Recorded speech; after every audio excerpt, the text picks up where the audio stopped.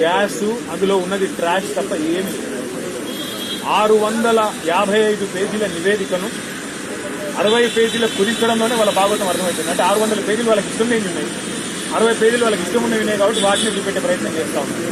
రెండోది నాకు తెలియక అడుగుతా ఉన్నాను, రిపోర్ట్ ఇచ్చింది సాయంత్రం అర్ధరాత్రి ఆస్థాన మీడియాకు వెంటనే లీకులు, తెల్లారి వరకే ఈయన పాపాల భైరవుడు ఆన పాపాల భైరవుడు అని అడ్డమైన రోత వార్తలు.